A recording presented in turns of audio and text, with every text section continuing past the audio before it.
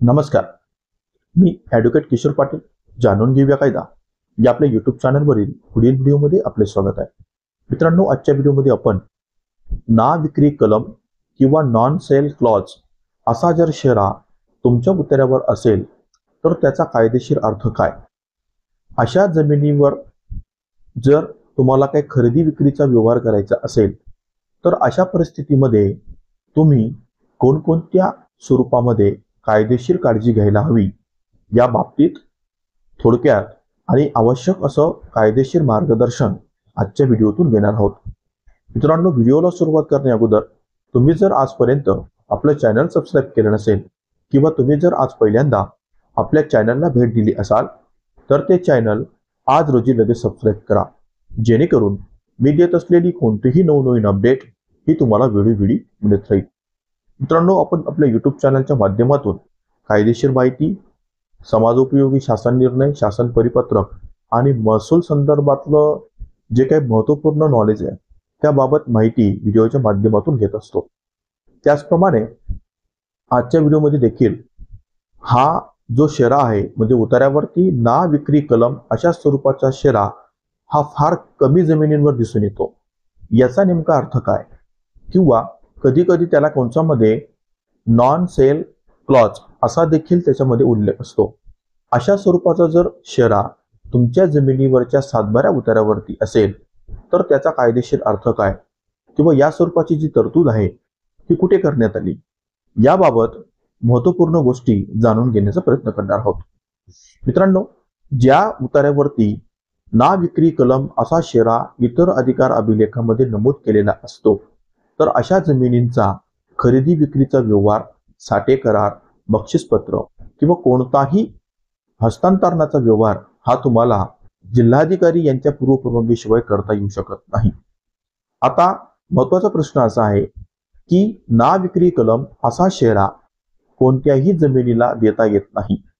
त्यासाठी ज्या वेळेस एखाद्या व्यक्तीला शासनाने काही निर्बंध घालून जमिनी दिल्या असतील, म्हणजे फळ पिकासाठी किंवा विशिष्ट प्रकल्पासाठी जर ती जमीन ही प्रदान केली असेल तर अशा जमिनींच्या सातबाऱ्या उतारावरती इतर अधिकारामध्ये ना विक्री कलम असा शेरा नमूद केलेला असतो.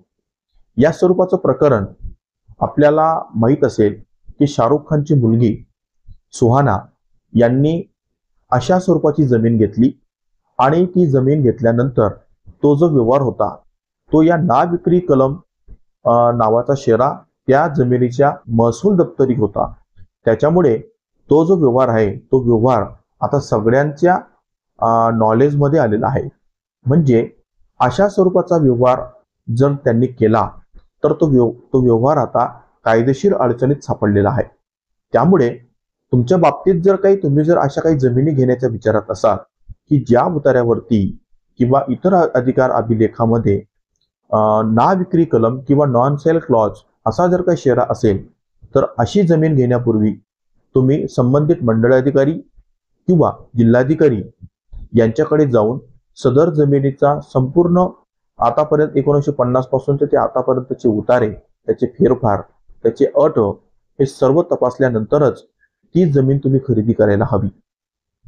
जर तुम्ही अशा स्वरूपाची जमीन जर तुम्ही खरेदी करून घेतली किंवा त्याचा साठे करार करून घेतला तर अशा स्वरूपाचा व्यवहार हा शर्तभंग या प्रकरणामध्ये मोडतो. आणि हा जो शेरा असतो हा शेरा जवळपास 30 वर्षाच्या अटीवर अवलंबून असतो. म्हणजे जर तो शेरा शासनाने आज दाखल केला असेल तर 30 वर्षापर्यंत त्या जमिनीचा व्यवहार त्या संबंधित शेतकऱ्याला किंवा त्या संबंधित व्यक्तीला करण्याचा कोणताही अधिकार राहत नाही. किंवा तुम्हाला जर अशा स्वरूपाची जमीन खरेदी करायची असेल आणि त्यामध्ये जर अशा स्वरूपाचा शेरा नमूद असेल तर अशा वेळेस तुम्ही जिल्हाधिकारी यांची पूर्वपरवानगी घेतल्याशिवाय तशा जमिनीचा व्यवहार करू नये अशी कायद्याची धारणा आहे.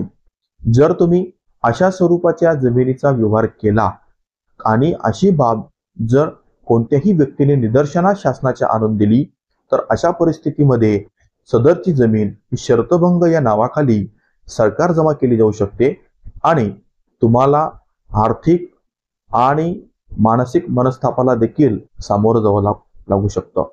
यामध्ये तुम्ही साठेखत जरी केलं, साठेखत केल्यानंतर त्याचं खरेदी खत वगैरे त्या ज्या गोष्टी आहेत, तर या कोर्ट कचेरीतल्या गोष्टी आहेत. म्हणजे तुम्हाला न्यायिक प्रकरणांमध्ये जास्तीत जास्त वेळ आणि पैसा हा खर्च करावा लागू शकतो. त्यामुळे ना विक्री कलम किंवा नॉन सेल क्लॉज असा जर काही शेरा असेल, तर अशा जमिनी तुम्ही कोणत्याही परिस्थितीत जाणकार वकिलांचा सल्ला घेतल्याशिवाय खरेदी किंवा व्यवहार करू नयेत. हाच या व्हिडिओ मागचा उद्देश. मित्रांनो, आजचा व्हिडिओ तुम्हाला कसा वाटला ते जरूर कळवा. तुम्हाला जर हा व्हिडिओ आवडला असेल, त्याला जास्तीत जास्त लोकांपर्यंत शेअर करा.